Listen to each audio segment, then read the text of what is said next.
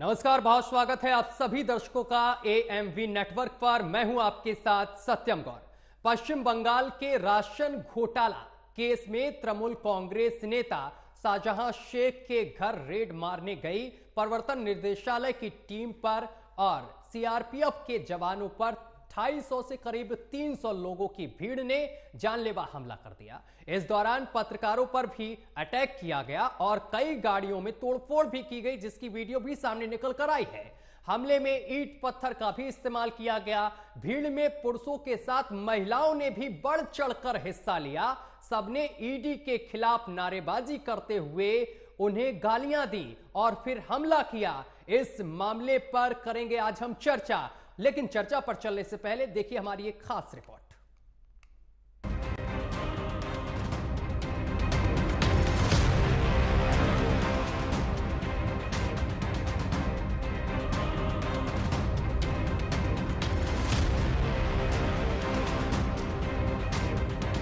कभी मंदिरों के घंटों की आवाज से बंगाल में सूर्योदय हुआ करता था, कभी इस घड़ा में भजन और गीत की ध्वनि निकलती थी।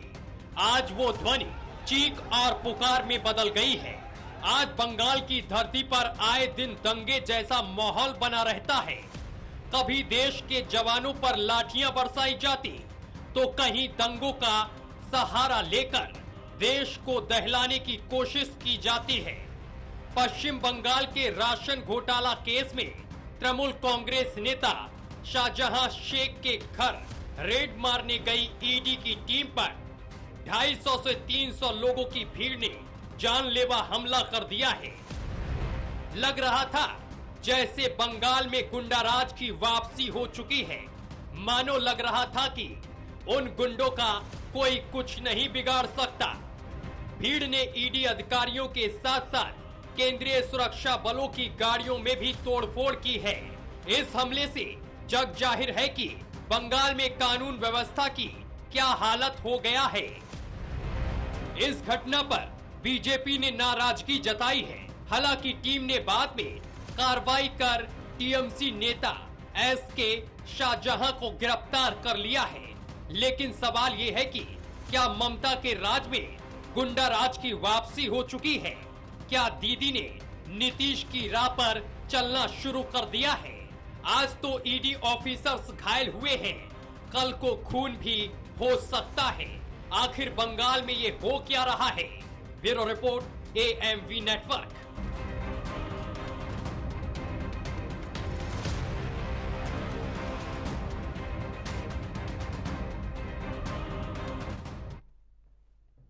तो जो तस्वीरें अभी आप लोग देख रहे थे, ये पश्चिम बंगाल की तस्वीरें थीं। ये चुनाव के दौरान की तस्वीरें नहीं है, जब झड़प हुआ करती थी और एक दूसरे पर लाठी डंडे बरसते थे। दरअसल टीएमसी के नेता हैं शाहजहां शेख। इनके घर पर ईडी कार्रवाई करने जा रही थी, छापा मारने जा रही थी। इस दौरान 250 से 300 लोगों ने ईडी का रास्ता रोक लिया, उन पर पथराव कर दिया, गंदी गंदी गालियां दी। इस दौरान मीडिया कर्मी भी बख्शे नहीं गए, उनके ऊपर भी पथराव किया गया। इस घटना में कई अधिकारी, कई मीडिया कर्मी घायल हो गए हैं। इसके बाद सवाल यह उठ रहा है कि पश्चिम बंगाल में आखिर हो क्या रहा है? गुंडा राज की वापसी हो गई है? क्या कानून व्यवस्था धराशायी हो गई है? आज इन्हीं सवालों के बीच चर्चा करेंगे। चर्चा की शुरुआत करते हैं। हमारे साथ मेहमान जुड़ रहे हैं, उनसे आपका परिचय करा दें। हमारे साथ संजय चक्रवर्ती जी जुड़ गए हैं, नेता टीएमसी हैं। सर, आपका बहुत बहुत स्वागत है। और अमित तिवारी जी हैं, नेता बीजेपी हैं। सर, आपका भी बहुत बहुत स्वागत है। प्रमोद कुमार जी दिख रहे हैं स्क्रीन पर। प्रमोद कुमार जी, आपका भी बहुत बहुत स्वागत है, वरिष्ठ अधिवक्ता हैं। संजय तिवारी जी, संजय चक्रवर्ती जी, मैं आपसे ही चर्चा की शुरुआत करूंगा। संजय जी, ये क्या हो रहा है पश्चिम बंगाल में? क्या कानून व्यवस्था पूरी तरीके से धूमिल हो चुकी है या है ही नहीं? संजय जी, संजय जी, आवाज पहुंच रही है आप तक? हाँ, बिल्कुल पहुंच रही है। मेरी आवाज आ रही है आपको? जी, आ रही है। संजय जी, ये पश्चिम बंगाल में क्या हो रहा है? ईडी के अधिकारियों के ऊपर हमला हो जाता है, 250 से 300 लोग हमला कर देते हैं लाठी डंडों से। पहली बात तो ये है, ये जांच का विषय है कि ये हमलावर थे कौन। हाँ, वही तो मैं आपसे पूछ रहा हूँ, कौन थे वो? मैंने कहा ना, ये जांच का विषय है कि ये आखिर हमलावर थे कौन, कौन हमारे राज्य को बदनाम करने की कोशिश कर रहा है। ये तो आप बताएंगे ना, कौन थे 250 से 300 लोग, वो कौन थे जो टीएमसी नेता शाहजहां शेख के यहाँ नहीं जाने दे रहे थे ईडी के लोगों को, ईडी के अधिकारियों को? कौन लोग थे जिन्होंने पत्रकारों पर हमला किया? कैसे गए थे राज्य सरकार को? उन्होंने पहले से बोला हुआ था कि हम लोग जा रहे हैं, नहीं ना? इसका मतलब ईडी आ रही है और उनको रास्ते में किसी ने ईटा पत्थर फेंका तो वो कैसे बोल करा कि उनको किसने जो है ये हरकत किसकी की है? अगर राज्य सरकार को पता नहीं है ईडी छापा मारने जा रही है तो वो ईडी की गाड़ी है, इससे कैसे पता चला? कैसे गांव वाले इकट्ठे जो है? ये गांव वाला एक प्रायोजित कार्यक्रम है और ये जांच का विषय है और इसकी जांच हो रही है और इसकी गिरफ्तारी बहुत जल्दी होगी और बहुत जल्दी पता चल जाएगा कि आखिर ये सब करवाया कौन रहा है, कौन हमारी सरकार को बदनाम करने की कोशिश कर रहा है। क्योंकि इसके पहले भी जांच हुई है, उसमें बहुत सारे लोग पकड़े गए हैं और कौन कौन उपद्रवी हैं, ये सब चिन्हित चेहरे हैं और सब पता चल जाता है कि आखिर इनकी जो है मंशा क्या है। जैसे कि अभी आपने देखा है राम मंदिर को जो है धमकी दिया था, योगी आदित्यनाथ जी को उड़ाने की धमकी दिया गया था मुसलमानों के नाम से, बाद में पता चला वो हिंदू थे, गोंडा के रहने वाले थे। तो इस तरीके से हरकतें जो हो रही है देश के अंदर, ये सिर्फ और सिर्फ बदनाम करने की कोशिश हो रही है। ये बड़ा नेक्सस है और इसकी जांच होगी और जांच में सारी रिपोर्ट आप लोगों को पता चल जाएगी। लेकिन जवाब तो आपको देना पड़ेगा क्योंकि ये जांच एजेंसियां हैं जिन पर हमला हुआ है। 250 से 300 लोग कहां से आ गए जिन्होंने इस तरीके से हम एक सेकेंड सुन लीजिए, 1 सेकेंड हमला किया और आखिर जवाब तो आपको ही देना सर, जवाब आपको देना क्योंकि सरकार ममता जी की है वहां पर। एक बात मैं आपसे जवाब ही तो दे रहा हूं, मैंने क्या बोला? क्या ईडी जब वहां पे हम जा रही थी तो क्या राज्य सरकार को उन्होंने खबर किया था? नहीं किया था। तो राज्य सरकार को जब खबर नहीं किया था और तो ईडी वहां जा रही है, ये बात कैसे वहां पे लोगों को पता कैसे, वो भी गांव वालों को कैसे पता रही? राज्य सरकार को खबर नहीं, गांव वालों को पता चल गया। तो ये एक तरीके से प्रायोजित है और ये बाकायदा की जांच होगी और जांच में दूध का दूध पानी का पानी हो जाएगा, थोड़ा इंतजार करिए। तो कौन लोग हो सकते हैं ये भी तो बताइए, कुछ तो पता चला होगा ना, कौन लोग हो सकते हैं, किन्होंने ये हमला करवाया ईडी पर? देखिए ऐसा है 10 से 12 लोग गिरफ्तार ऑलरेडी हो चुके हैं, ठीक है, और बाकी लोगों की भी जो है गिरफ्तारियां चल रही हैं और आपको अगले 48 घंटे के अंदर ये बात पता चल जाएगी आखिरी लोग थे कौन। ठीक है अमित तिवारी, हमला हो जाता है लेकिन संजय चक्रवर्ती को पता ही नहीं चलता कौन लोग थे, वो तो कह रहे हैं साजिश के तहत हुआ ये सब। नहीं देखिए सर, जिस तरीके से बंगाल में एक अराजक सरकार चल रही है ममता बनर्जी जी के नेतृत्व में, ममता बनर्जी वहां की मुख्यमंत्री के साथ साथ इको हो रहा है, सत्यम थोड़ा सा देख लीजिएगा, ठीक है, ममता बनर्जी वहां की मुख्यमंत्री होने के साथ साथ वहां की कानून मंत्री भी हैं, पुलिस प्रशासन उनके कंट्रोल में है और उनको पता ही नहीं है कुछ कि अभी तक हुआ क्या है। जिस तरीके से ये ईडी की जांच प्रक्रिया पे सवाल उठाते हैं, ये कहते हैं कि क्या ईडी ने बोल कराया था, तो क्या अब कहीं भी छापेमारी होगी, कहीं ईडी बोल कर जाता है क्या?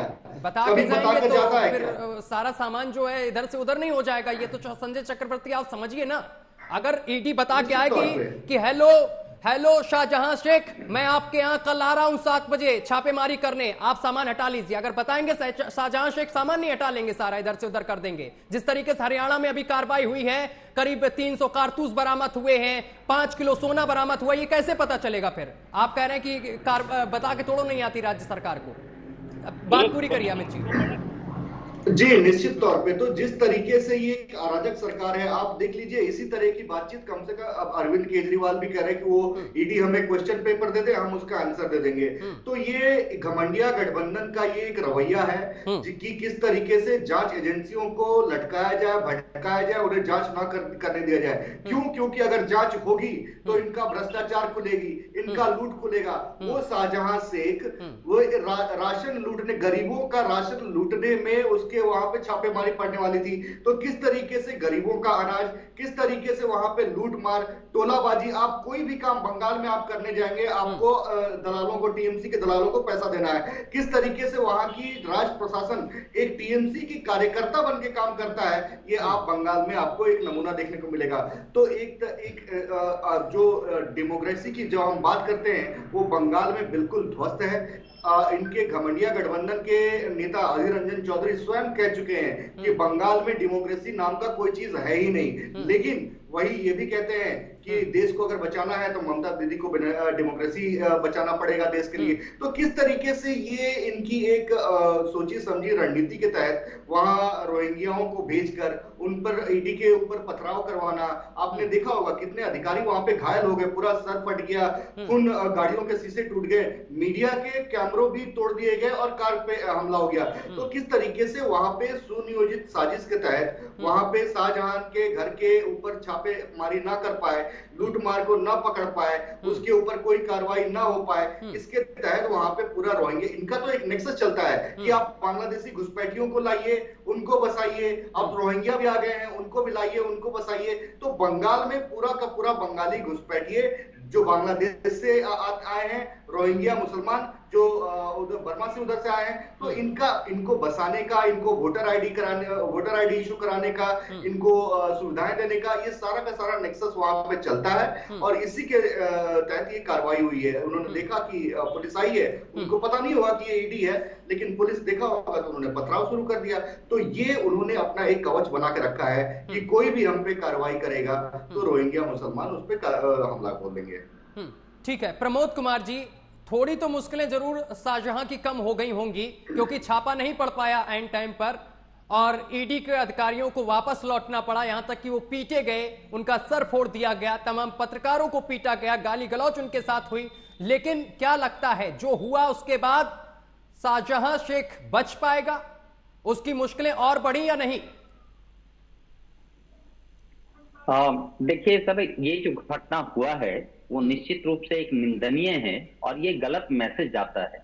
एक सेंट्रल गवर्नमेंट या स्टेट गवर्नमेंट में यदि कोई कोलिजन होता है आपस में, तो मैं समझता हूँ कि ये इसके पहले नहीं हुआ था और ये अच्छा मैसेज नहीं जाता है। ये कुल मिलाकर करके नुकसान फिर जो है स्टेट गवर्नमेंट को ही उठाना पड़ता है, क्योंकि स्टेट गवर्नमेंट को कभी भी ये नहीं समझना चाहिए कि उनकी पूरी सॉवरेनिटी है और जैसे चाहे लॉ एंड ऑर्डर को अपने हाथ में ले लें।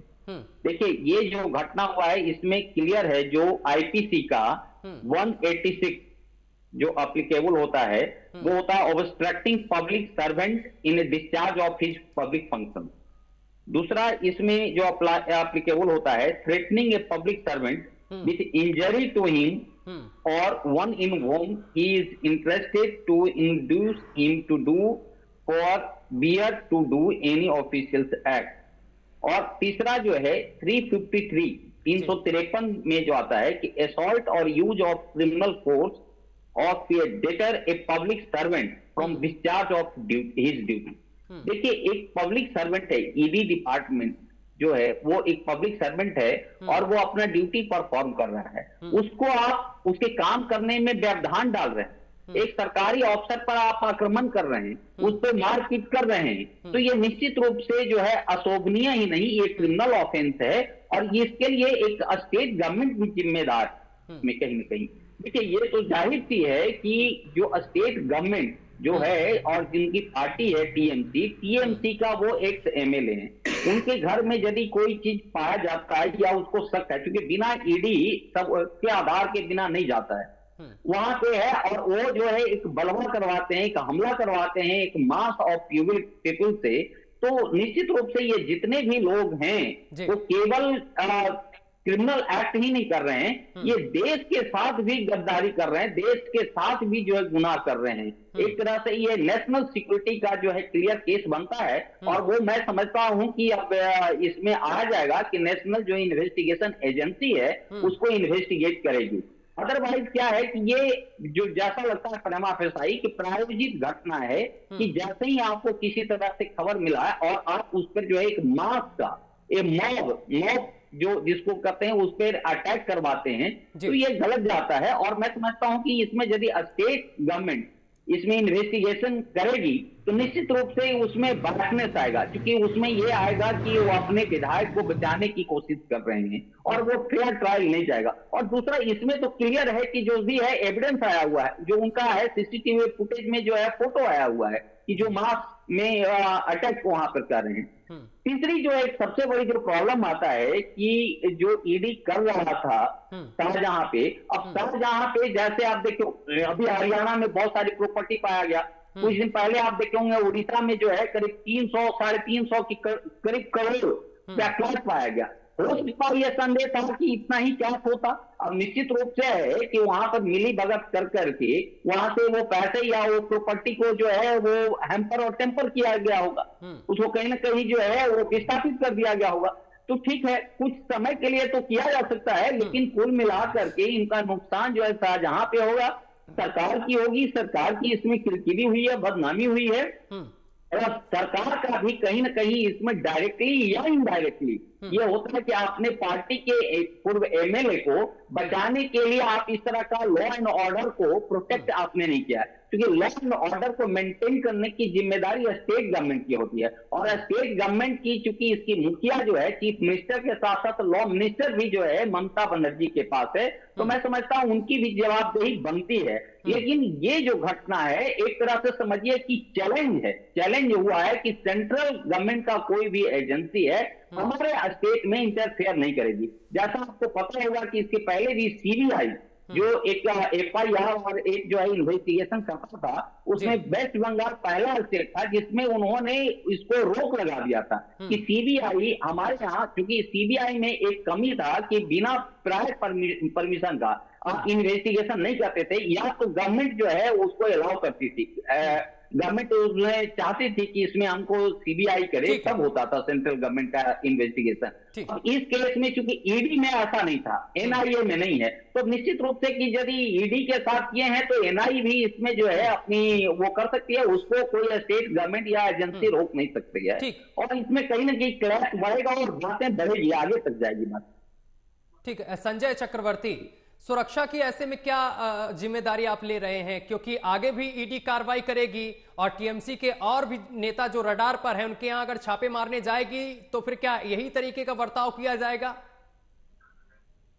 देखिए, जिस तरीके से आपने अभी अधिवक्ता जी को और बीजेपी को सुना है, तो मैं गुजारिश करूंगा मुझे भी सुन लीजिएगा। बड़ा ध्यान से आप सुन रहे थे, मैं भी देख रहा था, कोई आपने इंटरफेरेंस नहीं किया है, ठीक है, मत करिएगा। ठीक, पहली बात तो ये है कि दो तरफा की बातें मत करिएगा। हाँ। एक तो आप कह रहे हैं कि फोन करके बता दें कि हाँ भाई मैं आ रहा हूँ और सब चीजें किनारे कर दिया जाए, तो जब राज्य सरकार को फोन करके बताया नहीं गया था, तो ईडी आ रही है, राज्य सरकार को पता कैसे चला, और राज्य सरकार तो छोड़ दिए, ग्रामीणों को कैसे पता चल गया? तो ये जो है दो तरह की बातें कैसे आप लोग कर सकते हैं? ये मैं बार बार बोल रहा हूँ, ये प्रायोजित है, ये प्रायोजित है। राज्य सरकार को पता नहीं था तो ग्रामीणों को पता कैसे चल गया? गांव वालों को कहां से जो है खबर मिलेगी ईडी आ गई है? और जो है अगर जो है काजा के घर के सामने हुआ होता तो भी सुन जाती है। ये तो सड़क पे बीचम बीच में हुआ है, जहां दोनों तरफ खेत है, वहां पे इस तरह की हरकतें हुई हैं। तो जो हुआ है मैं उसकी कड़ी निंदा करता हूँ। 12 लोग करीब गिरफ्तार हो चुके हैं, मैं अभी अपडेट ले रहा था मैसेज करके, 12 लोग ऑलरेडी गिरफ्तार हो चुके हैं और बहुत जल्दी जो है रिटायर्ड जज के साथ जो हाईकोर्ट के जज के थ्रू जो है इसकी जांच कराई जाएगी। ये आज रात तक हो जाएगा और आपको 2 दिन के अंदर इसका रिपोर्ट भी मिल जाएगा। तो इसीलिए थोड़ा सा सब्र करिए। ये प्रायोजित कार्यक्रम है, मैं फिर बार बार बोल रहा हूँ, चुनाव आ रहे हैं, लोकसभा चुनाव आ रहे हैं, राज्य सरकार को बदनाम करने की एक साजिश है। तो ये हो कैसे? क्या वही तो मैं बार बार पूछ रहा हूँ कि कानून व्यवस्था कहाँ है भाई? इतना बड़ा हमला हो जाता है, 250 से 300 लोग हमला कर देते हैं जिसमें महिलाएं भी शामिल हैं। आप कह रहे हैं कि ये प्रायोजित है तो हो कैसे गया? ममता दीदी की सरकार में, ममता दीदी की सरकार वहां पर है, कौन लोग हैं जो इस तरीके से हमला कर रहे हैं, वो भी ईडी के अधिकारियों पर? आपकी सरकार को बदनाम करने के लिए सरकार ने अभी तक क्या एक्शन लिया?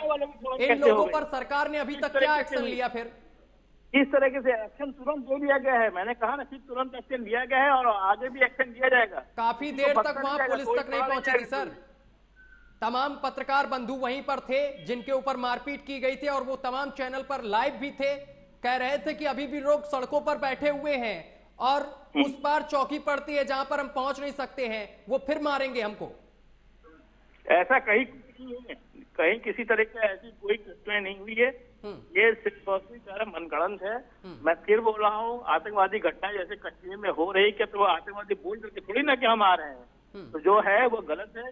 बाकी भारतीय जनता पार्टी के जो प्रवक्ता बोल रहे थे कि रोहिंग्या और बांग्लादेशी के बारे में बोल रहे थे, तो ये आपकी फेलियर है कि रोहिंग्या बांग्लादेशी देश के अंदर घुस कैसे रहे?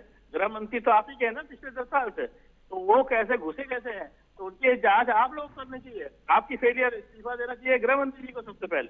तो रह कैसे रहे हैं, ये भी तो आपकी जिम्मेदारी है कि राज्य में कैसे रह रहे हैं। पूरे देश में है, पूरे देश में है रोहिंग्या बांग्लादेशी, पूरे देश में है। आप किसी एक क्षेत्र को नहीं कह सकते।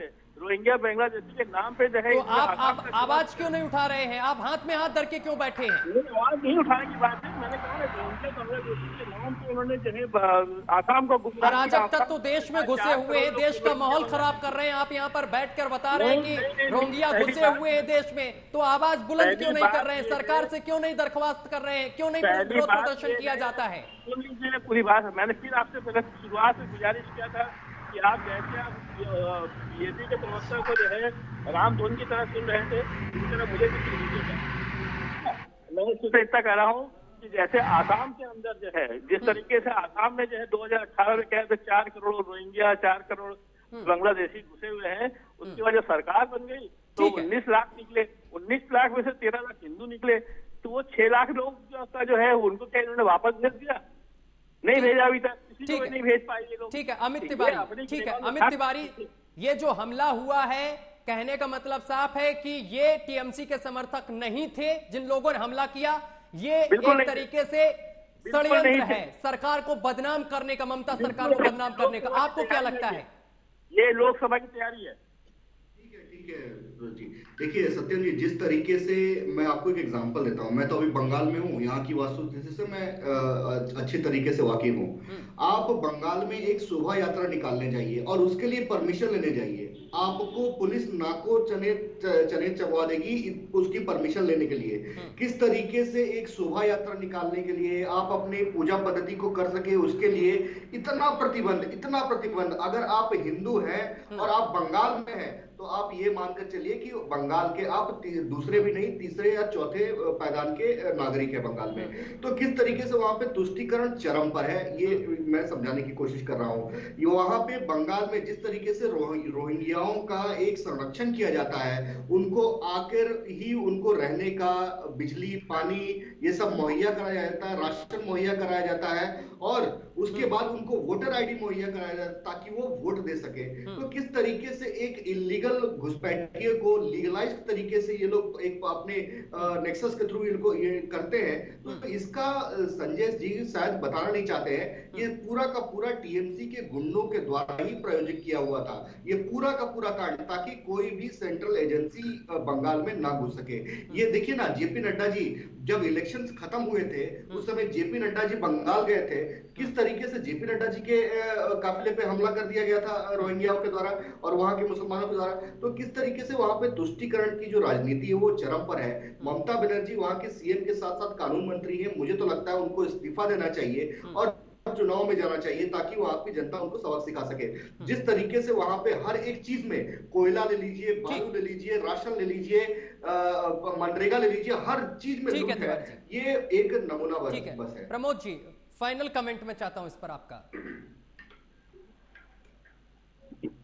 देखिए जो घटना ये हुआ है निश्चित रूप से निंदनीय है और मैं समझता हूं कि 200 और 300 जो आप बता रहे हैं घटना, और जैसा टीएमसी के अभी प्रवक्ता बता रहे थे कि जब सरकार को नहीं मालूम था, पूरा हुजूम था, जो वीडियो सामने निकल कर आए पूरा हुजूम था, पत्थरबाजी की जा रही थी और ये उन अधिकारियों पर की जा रही थी जो ईडी के अधिकारी थे। प्रमोद जी, संजय जी, ठीक है समय की कमी है, संजय जी मैं आपके पास आऊंगा। ठीक है सर, मैं वापस आऊंगा। संजय जी आप मुझे ये भी बता दीजिए, समय की कमी है, आगे भी ये कार्रवाई तो लगातार जारी रहेगी। आम लोगों पर हमला नहीं हुआ है, आम जनता पर हमला नहीं हुआ है, ये ईडी के अधिकारियों पर हमला हुआ है, दिन दहाड़े हमला हुआ है। ऐसे में आम जनता कैसे सरवाइव कर रही होगी पश्चिम बंगाल में? देखिए पहली बात तो ये है कि आप इस तरीके से बंगाल की जनता को आप एक तरह से गाली दे रहे हैं और बीजेपी प्रवक्ता भी यही कह रहे थे कि वहां पे 74% बंगाल के लोग जो है वो हिंदू हैं और बाकायदा 222 सीटें जिता करके अभी हम लोगों को दिया है, अभी 2 साल पहले। अभी 6 महीने पहले हम लोगों ने किस तरीके से वो सीटें मिली है वो आपको भी पता है, किस तरीके से आपने वहां भी गुंडागर्दी किया है और उन सीटों पर किस तरीके से आप 200 से ज्यादा सीटें लाए हैं वो आपको पता है। जो गुंडागर्दी है, जो टोलाबाजी है, जो चरम पे जो गुंडागर्दी चलता है आपका, वो आपको पता है। इस तरीके से वोटरों को धमकाया जा रहा था, इस तरीके से उनको जो है बाकायदा प्रेस वालों से बात नहीं करने दिया जा रहा था, ये नमूना हम लोगों ने खुद देखा। मैं मध्य प्रदेश में खुद था, मैंने उसको देखा हुआ नमूना कि किस तरीके से आप बड़े बड़े पत्रकारों को वोटरों से बात करने। ठीक है सर, ठीक है। प्रमोद जी अपनी बात खत्म करिए जल्दी से। जी जी, देखिए ये तो निश्चित रूप से है कि वहां लॉ एंड ऑर्डर जो है टूटा है, लॉ को अपने हाथ में लिया गया है, तो निश्चित रूप से इसमें स्टेट की जिम्मेदारी बनती है कि आखिर उनको ये बताना पड़ेगा कि जो 300 आदमी आए और उन्होंने टारगेट करके ईडी के ऑफिसर्स को और पत्रकारों को जो खदेड़ खदेड़ करके जो है मारा है, गाड़ियों को तोड़ा है, इस तरह से एक टेबल पैदा जो किया है वहां पे कि किसी तरह से आगे किसी भी सेंट्रल एजेंसी बंगाल में आकर करके किसी तरह का इन्वेस्टिगेशन ना करे, खास करके टीएमसी के नेताओं पे किसी तरह का इन्वेस्टिगेशन ना करें, उनको बेलगाम और मनमानी ढंग से काम करने दे, तो मैं समझता हूं ये सरासर गुंडागर्दी है और वो अपनी जो सत्ता का जो दुरुपयोग है वो सोच रहे हैं कि हम सत्तासीन जो हो गए हैं वेस्ट बंगाल में। और तीनों मेहमानों का हमारे साथ जुड़ने के लिए, तमाम बातचीत करने के लिए। तो पश्चिम बंगाल से जो तस्वीर निकलकर सामने निकलकर आई है वो जरूर कानून व्यवस्था पर एक बार फिर से सवाल खड़े कर रही है, क्योंकि ये जो तस्वीर सामने निकलकर आई है वो पश्चिम बंगाल की कानून व्यवस्था को लचर साबित कर रही है, क्योंकि ईडी के अधिकारियों को और पत्रकारों को दौड़ा दौड़ा कर मारा गया, क्योंकि ईडी के अधिकारी तृणमूल कांग्रेस के नेता शाहजहां शेख के घर पर जा रहे थे छापा मारने के लिए। इस दौरान उनके ऊपर हमला किया गया, कई अधिकारी गंभीर रूप से घायल हैं, कई मीडिया कर्मियों को भी चोटें आई हैं। फिलहाल इस पूरे मामले को लेकर राजनीति होने लगी है। टीएमसी इसको लोकसभा चुनाव से जोड़कर बता रही है, लेकिन वो इस चीज को कानून व्यवस्था से जोड़कर नहीं देख रही है कि आखिर पश्चिम बंगाल में कानून व्यवस्था का क्या हाल है, क्योंकि यहां पर जो केंद्रीय एजेंसियां हैं ईडी, उनके साथ किस तरीके का व्यवहार किया जा रहा है ये आप लोग इन तस्वीरों से बखूबी आपने समझ लिया होगा कि किस तरीके से यहां पर गुंडा राज एक तरीके से फिर से वापस लौट आया है। मेरे साथ अभी के लिए बस इतना ही। देश दुनिया की तमाम खबरें देखने के लिए देखते रहिए एएमवी नेटवर्क।